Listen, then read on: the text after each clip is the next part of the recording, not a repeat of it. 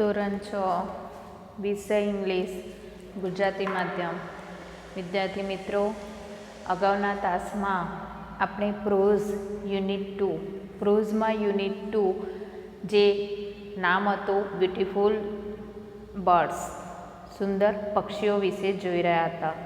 એમાં આપણે નાના બાળકે જે પોએમ ગાઈ છે એ અને સાથે સાથે 2 પેરેગ્રાફ જોઈ ગયા હતા. હવે આપણે જોઈએ જે પેજ નંબર 69 પર આપ્યું છે અને 70 પેજ ઉપર આપણે ધ્યાન રાખવાનું છે.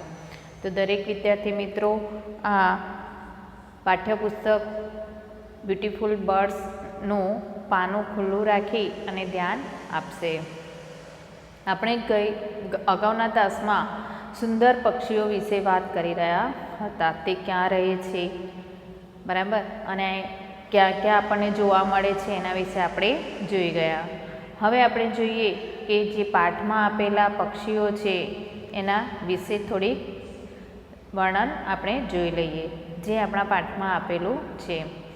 આ પાઠમાંથી કે આ યુનિટમાંથી પ્રશ્નના જવાબ કે પેરેગ્રાફ વાઇઝ વિકલ્પો પૂછી શકે છે. તો તમારે પણ આને ધ્યાનથી સાંભળવાનું અને એસે પણ આનો જ તૈયાર કરવાનો બ્યુટીફુલ બર્ડ્સનો અથવા માય ફેવરાઇટ બર્ડ્સનો એ અત્યારથી જ તૈયાર કરવા માંડજો.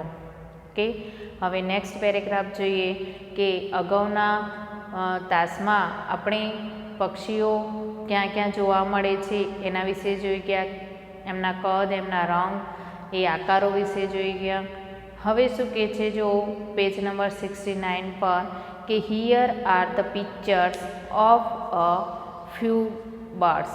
અહીંયા તમને થોડાક ચિત્રો પક્ષીઓના આપ્યા છે જે તમારા પાઠ્યપુસ્તકમાં છે. થોડાક ચિત્રો તમને આપ્યા છે એ આપણે જોવાના છે. Do you know them? શું તેમને તમે જાણો છો? Here is a woodpecker. અહીંયા વુડ પેકર એટલે કોણ? અહીંયા મેં સ્પેલિંગ લખ્યા છે. વુડ પેકર એટલે લક્કડ ખોદ, લાકડું ખોદે તે, એને કહેવાય છે વુડ પેકર. તો અહીંયા કહે છે કે વુડ પેકર એ લક્કડ ખોદ છે. આ ચિત્ર લક્કડ ખોદનું છે.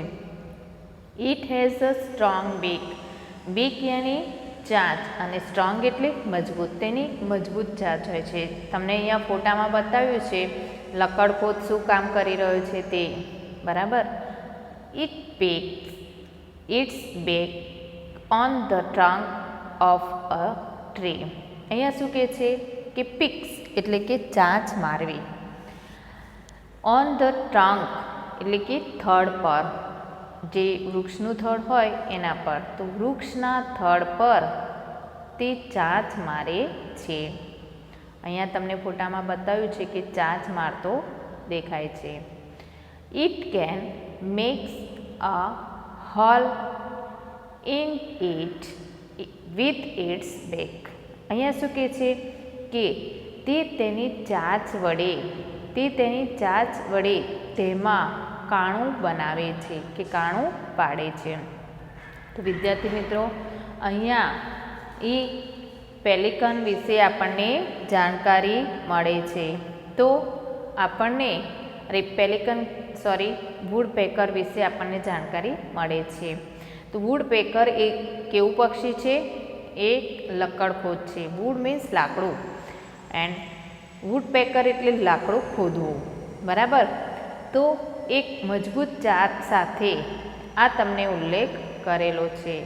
અને મજબૂત ચાંચથી તે લાકડું ખોદે છે, થડને, વૃક્ષના થડનું લાકડું ખોદે છે અને એક કાણું બનાવે છે જેમાં તે રહી શકે, કે માળા જેવો હોલ બનાવે છે, બરાબર.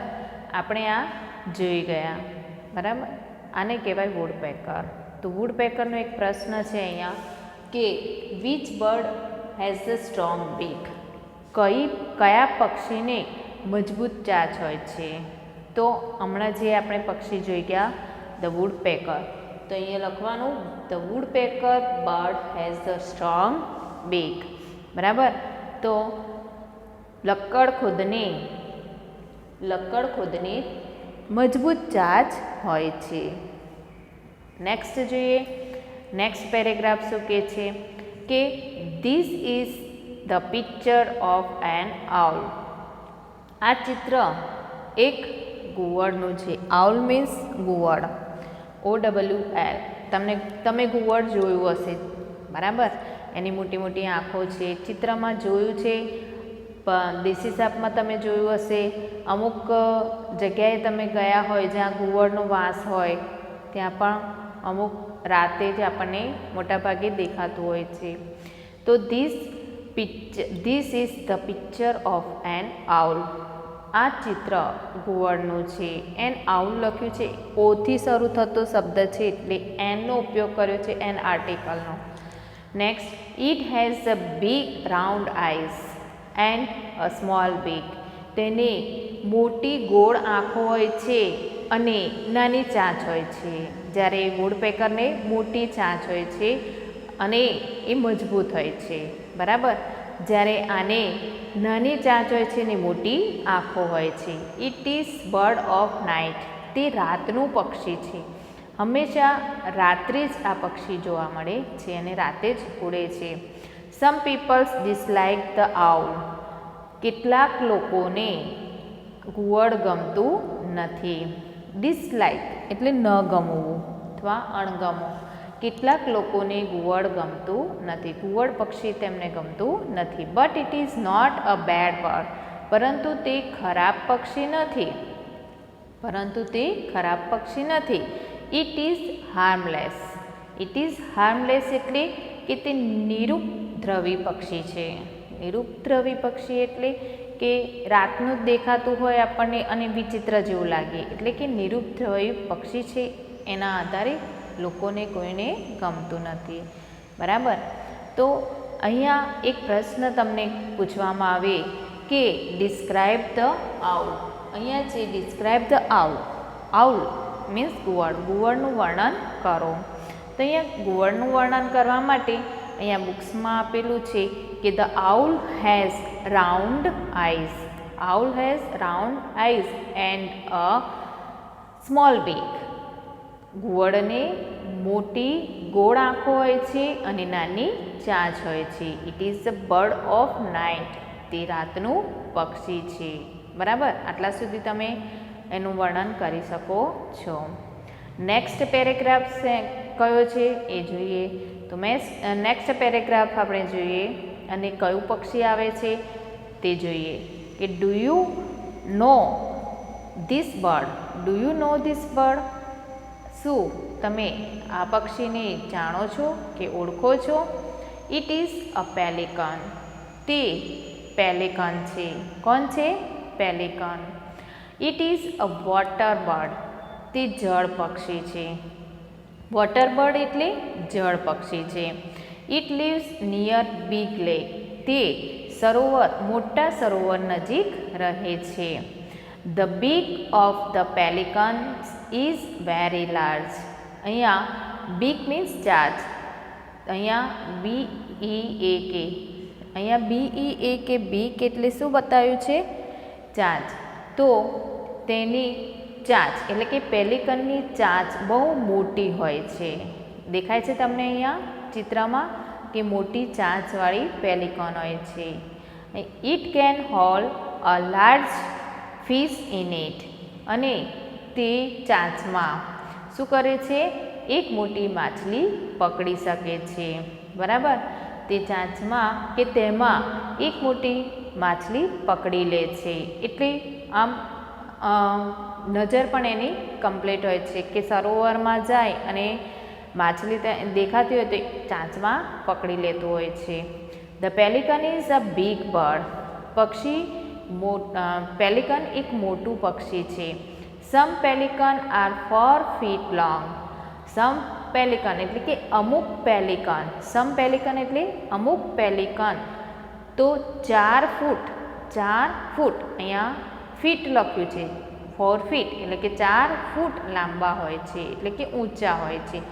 અહીંયા નાના પગ દેખાય છે અને નાનું દેખાય છે પક્ષી, પણ આપણે રિયલીમાં જોવા જઈએ તો એ પેલિકન ખરેખર મોટું હોય છે, બરાબર? તો અહીંયા શું કહે છે કે કેટલાક અથવા તો અમુક પેલિકન એ 4 ફૂટના લાંબા હોય છે. બરાબર. આ પેરેગ્રાફના 2 પ્રશ્નો છે. જોઈએ શું કહે છે કે where do pelican lives. Pelicans ક્યાં રહે છે? પેલિકન્સ ક્યાં રહે છે? Big lakes, near big lakes. તો જવાબમાં શું આવશે? Pelicans lives near big lakes, એટલે કે મોટા સરોવર પાસે રહે છે. નેક્સ્ટ કયું છે? How big are some પેલિકન્સ.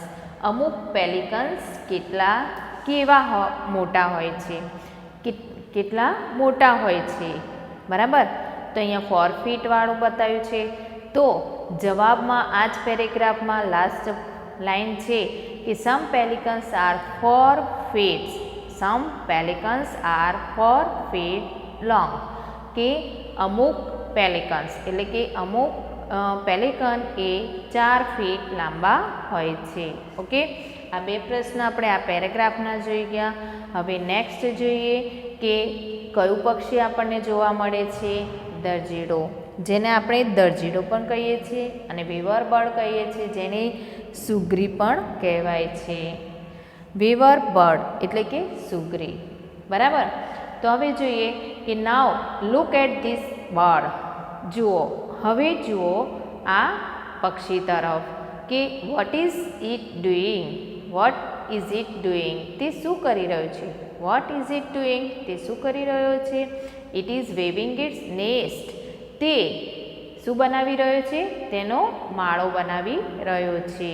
It is weaving its nest. તે તેનો માળો બનાવી રહ્યો છે. It is a weaver bird. તે સુગ્રી છે.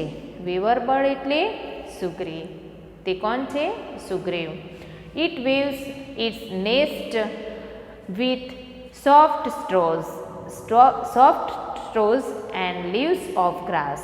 એટલે શું કહેવા માંગે છે કે તે વેવ્સ મીન્સ વણવું અથવા ગૂંથવું, એટલે તે તેના નરમ તાતણા અથવા નરમ તણખા કે જે પોચા હોય અને તે ઘાસના પાન એનાથી એ શું કરે છે? માળો ગૂંથે છે. ફરી એકવાર કે તે પોચા તણખલા અને ઘાસના પાન વડે તેનો માળો ગૂંથે છે. નેક્સ્ટ શું કહેવા માંગે છે? તો જોઈએ કે its nest is really beautiful. તેનો માળો ખૂબ જ સુંદર હોય છે. તમે પણ જોયો હશે કે અવાવરા કૂવામાં કાં તો વૃક્ષ ઉપર તેનો માળો વધારે જોવા મળે છે અને તે તણખલાથી ગોળ બનાવેલો હોય છે. આમ ઊભો અને લાંબો હોય છે. અંદરથી જવા માટે કાણું રાખે છે અને ગોળ ગોળ તણખલાને સરસ રીતે એવો માળો બાંધે છે, જે કોઈ પક્ષી આવો માળો બાંધતો નથી. પણ વેવર બર્ડ એ અલગ રીતે એનો માળો હોય છે, જે તમને ફોટામાં દેખાય છે. અને સરસ એટલા મસ્ત મજબૂતતા માળામાં ગૂંથે છે કે જેનાથી આપણે પણ ઉકેલી શકીએ તો પણ વાર લાગે. ઓકે. તો આ તમને ફોટામાં ચિત્રમાં બતાવ્યા પ્રમાણે વેવર બર્ડે સરસ મજાના માળામાં તણખલાથી ગૂંથી, પોચા તણખલા અને ઘાસના પાનથી ગૂંથીને માળો બનાવે છે. ઓકે. હવે જોઈએ નેક્સ્ટ. એ પહેલાં અહીંયા પ્રશ્ન છે કે what does the weaver bird use to weaves its nest. કે સુગ્રીવ તેનો માળો ગૂંથવા શેનો ઉપયોગ કરે છે, કે શું ઉપયોગ કરે છે? બરાબર. તો જવાબમાં છે ધ વેવર બર્ડ. હમણાં જોયું use soft. The weaver bird use soft straws એટલે તણખલા and leaves of grass weaves its nest.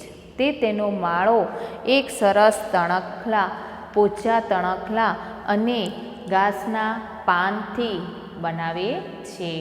હવે નેક્સ્ટ જોઈએ કે નેક્સ્ટ કયો પેરેગ્રાફ છે? તો તમારા પેજ નંબર 70 પર આપેલો છે. હવે આપણે એ પક્ષીને મળીએ. શું કહે છે એ પક્ષી? કે meet he meet this beautiful birds. આ પક્ષી સુંદર પક્ષીને મળો. શું કહે છે? આ સુંદર પક્ષીને મળો. મીટ એટલે મળવું. It is the state bird of Gujarat. તે ગુજરાતના રાજ્ય પક્ષી છે. તે ગુજરાતનું એક રાજ્ય પક્ષી છે. It is also a weaver bird. It is also water bird. તે પણ એક જળ પક્ષી છે. વોટર બર્ડ્સ એટલે કે જળ પક્ષી છે, જે આ પક્ષીને આપણે જોઈએ છીએ તે. નેક્સ્ટ શું કહે છે કે ઇટ હેઝ લાઇટ પિંક ફીધર્સ. ફીધર્સ એટલે પીંછા. તેના તેજ, લાઇટ એટલે કે તેજ ગુલાબી રંગના પીંછા હોય છે. એના પીંછા કેવા હોય છે? ગુલાબી રંગના. ઇટ હેઝ લોંગ નેક એન્ડ લોંગ લેગ્સ. તેને લાંબી ગરદન, નેક્સ એટલે ગરદન, અને લોંગ લેગ્સ એટલે કે લાંબા પગ હોય છે. હવે એ પક્ષી કોણ છે જોઈએ કે it can fly long distance. તે લાંબા અંતર સુધી ઉડી શકે છે. બરાબર, તે લાંબા અંતર સુધી ઉડી શકે છે. It is a flamingos. તે ફ્લેમિંગો એટલે કે સુરખાબ છે. આ પક્ષી કોણ છે? સુરખાબ. એને કેવો રંગ હોય છે? એના પીંછા પિંક એટલે કે ગુલાબી રંગના હોય છે, અને તેની લાંબી ગરદન અને લાંબા પગ હોય છે. બરાબર, તે પણ એક વોટર પક્ષી એટલે કે જળ પક્ષી હોય છે. તો આપણે આ શું જોઈ ગયા? ફ્લેમિંગોસ બર્ડ. બરાબર. નેક્સ્ટ શું કહે છે કે ઇન્ડીડ બર્ડ આર લવલી. ખરેખર, ઇન્ડીડ મીન્સ ખરેખર, પક્ષીઓ પ્રેમાળ હોય છે.